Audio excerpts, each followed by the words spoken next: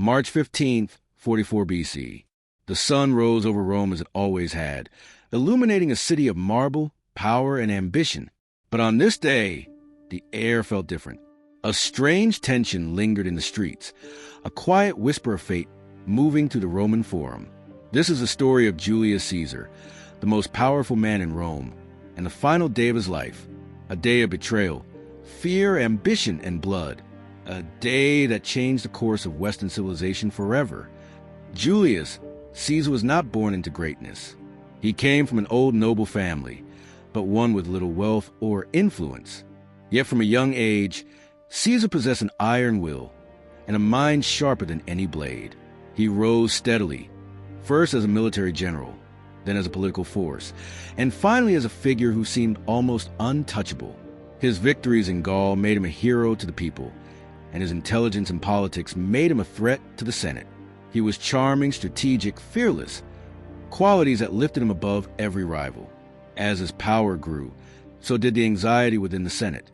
Many feared him, whispering that he sought to overthrow the Republic and crown himself king, a word that Rome despised ever since they expelled their king centuries earlier. But Caesar insisted he wanted stability, not tyranny. He pushed reforms to help the poor, expanded citizenship, restructured the calendar, and brought order to a fractured republic. To the people, he was a savior. To the Senate, he was becoming a monarch in disguise. By 44 BC, Caesar had been appointed dictator for life, a title that sent shockwaves through Rome. For many senators, this was the final sign. Caesar had gone too far. If they didn't act, they believed Rome would fall into tyranny. Among these senators was Marcus Junius Brutus, a man whom Caesar trusted deeply, almost like a son. Brutus was respected, intelligent, and known for his moral integrity. Caesar believed Brutus would one day help shape Rome's future. What he didn't know was that Brutus had already joined a conspiracy that would destroy him. The conspiracy did not grow overnight. It built slowly, quietly, through heated whispers in empty corridors and secret meetings in shadow-covered villas. At the center of it was Gaius Cassius Longinus, a man fueled by resentment and jealousy. Cassius had watched Caesar rise higher and higher, while his own influence faded. He believed Caesar's death was necessary, not only for the Republic, but for himself. He approached Brutus again and again, telling him that Rome needed him, that he was the only one who could legitimize the plot. Brutus resisted at first, torn between loyalty to Caesar and loyalty to the Republic. But eventually, the pressure became too great. He gave in. Over 60 conspirators joined the movement. Senators, generals, administrators, men who had once served Caesar now plotted his death. They planned to kill him at the Senate, where weapons could be easily hidden under their robes. The symbolism was perfect. Caesar would fall in the very heart of Roman power. The night before the assassination, Caesar could not sleep. His wife, Calpurnia, woke shaking from a nightmare. She begged him not to go to the Senate the next day. She saw him covered in blood, falling in her arms. Caesar hesitated. He was not a superstitious man, but the dream unsettled him, and yet duty and perhaps pride pushed him to go. Rome expected him, and Caesar believed deeply in showing strength, even in uncertain times. As he left his house that morning, a soothsayer approached him whispering, "Beware the Ides of March." Caesar stopped for a moment, amused, and replied, "The Ides of March have come." But the soothsayer murmured back, "Yes, but they have not yet passed." Caesar continued toward the Senate, unaware that nearly every step brought him closer to betrayal. Inside the theater of Pompey, temporarily serving as a Senate chamber, the conspirators waited.